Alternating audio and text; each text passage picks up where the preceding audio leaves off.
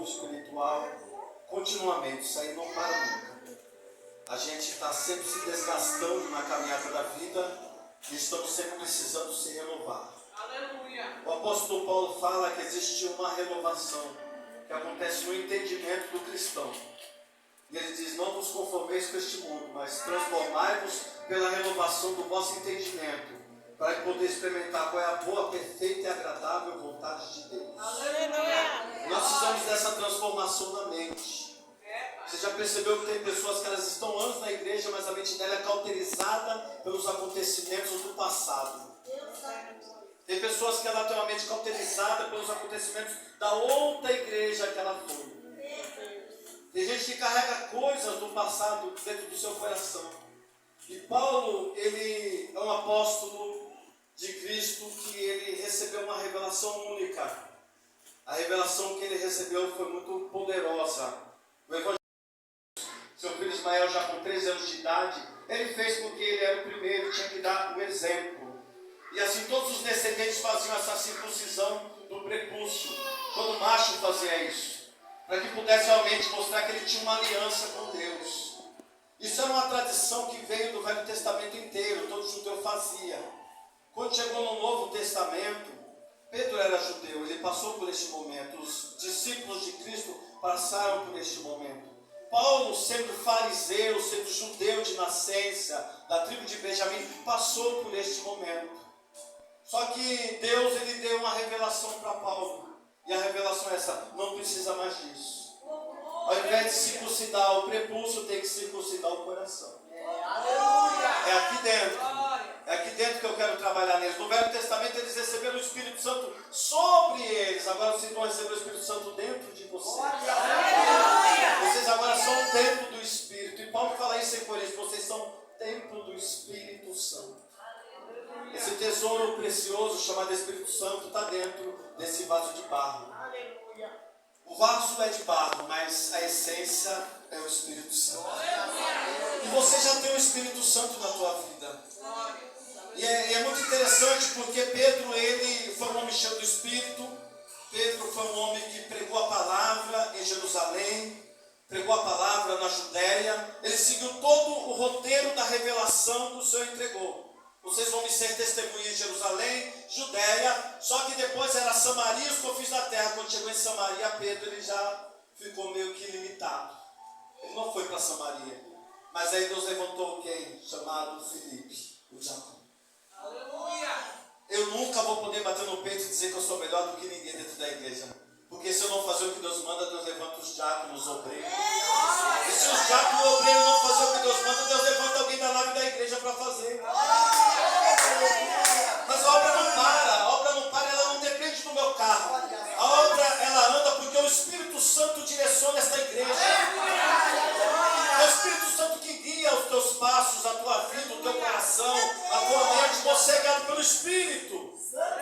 Ele disse: eu vou para o Pai, não vou deixar vocês órfãos, enviarei outro Consolador, o qual vos ensinará todas as coisas, o qual vos guiará no caminho da verdade, o qual vos fará lembrar de todas as palavras que vos tenho falado.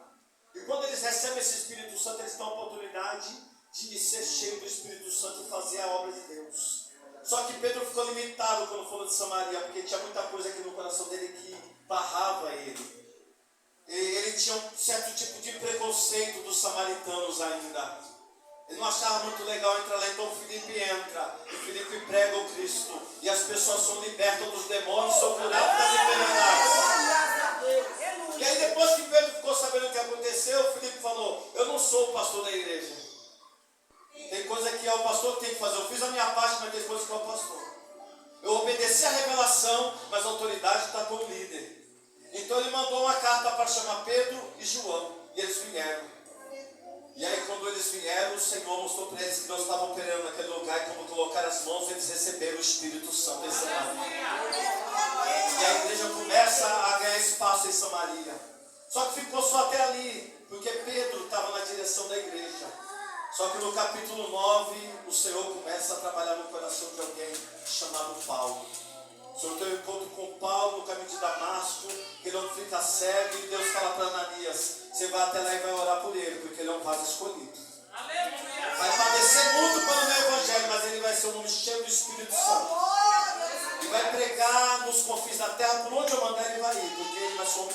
ter uma revelação única. Ele não vai ter preconceito de nada, ele vai entrar em qualquer lugar. Deus está preparando esta igreja para entrar em todos os lugares dessa cidade. Eu tenho que escolher onde eu vou, eu tenho que fazer o que Deus manda. Deus vai mandar você na avenida, vai mandar você na rua, só que vai mandar você também na viela, no beco, nos atalhos, nas favelas da vida, nas periferias da vida, e você vai ter que ir. Porque é lá que Deus vai fazer a obra. A gente não entende o trabalhar de Deus. E cada um Deus vai usar de uma forma, porque Deus é perfeito. Deus tem algo para fazer na vida dessa igreja. E o Senhor quer essa igreja andando. O Senhor quer ver essa igreja parada só fazendo culto aqui dentro. Oh, glória. O Senhor quer levar essa igreja para fora. O Senhor quer levar essa igreja para ganhar muitas almas nessa cidade. A gente não pode se contentar só com o que a gente tem. A gente tem que pensar em alcançar mais espaço. Porque o Espírito Santo é isso. Ele faz você ir além das tuas expectativas. O Espírito Santo faz você ir além dos limites do teu coração. Ele quer que você creia na revelação da palavra. E a revelação veio para Paulo. E Paulo, quando ele recebeu a oração de Ananias, caiu as escamas dos olhos. E ele foi cheio do Espírito Santo. E ali Paulo começou a fazer a obra do Senhor por todos os cantos. Nada parava este homem. Ele foi apedrejado em Antioquia, mas ele continuou fazendo a obra. Ele tomou 5 quarentenas de açoite menos uma, mas ele continuou fazendo a obra. Você está querendo ser cheio do Espírito Santo para as pessoas aplaudir você? Está enganado, elas não vão te aplaudir, elas vão te odiar. Elas vão te odiar. E o que vai fazer você continuar amando elas é você estar cheio do Espírito de Deus. Na carne, quando a gente está na carne vazio e alguém nos odeia, alguém fala mal da gente, a gente quer contra-atacar. Mas quando a gente está cheio do Espírito Santo, dá um tapa de um lado e a gente dá o outro. Quando a gente está cheio do Espírito Santo, é igual a Estevão no capítulo 7 de Atos. Estava tão cheio de Deus que as pessoas olhavam ele pregando e falavam, é isto assim? O rosto dele era como de um anjo brilhante. Uma formosura. E ele pregando com autoridade, as pessoas foram ficando furiosas e pegaram em pedras para atracar e começaram a tampar seus ouvidos para não ouvir a pregação de Estevão. Sozinho, mas estava cheio do Espírito. E começaram a apedrejar Estevão. Ele não saiu correndo, ele não contra-atacou as pedradas, mas ele foi caindo, tomando as pedradas, e olhou para o céu e viu o céu aberto. E Deus estava no seu trono, e o Senhor Jesus estava de pé à direita do Pai, olhando para Estevão. Em nenhum momento da Bíblia você vai ver Jesus em pé à direita do Pai, sempre está sentado. Mas ali era o primeiro mártir da igreja primitiva que estava morrendo por amor a Cristo, derramando o seu sangue em praça pública, derramando o seu sangue por amor do Evangelho. Mas ele estava tão cheio do Espírito Santo que ao invés de atacar pedra nos homens que o atacavam, ele disse, Pai, não lhes impute este pecado. Perdoa eles não sabem o que estão fazendo. Assim Jesus na cruz deixou um exemplo. Quando as pessoas caluniavam ele dizia, Pai, perdoa eles não sabem o que fazem. Porque uma pessoa cheia do Espírito Santo, ela não carrega mágoa, ela não carrega ira, não carrega rancor, ela só consegue carregar o perdão no seu coração. E é isso a palavra de Deus para a nossa vida essa noite. Deus quer fazer essa igreja ter um coração perdoador. Se vocês tiverem um coração perdoador, a vida vai ficar mais leve. Você já percebeu que quando alguém faz mal para a gente fica falando do mal que alguém fez? Isso nos traz uma tristeza. E a gente fala para um familiar, eu não quero nem falar mais desse assunto. Ela está me perturbando. Não sei se é só comigo que acontece isso, mas acho que com os irmãos também. Já está me perturbando. No capítulo 5 de Efésios, Paulo fala que as obras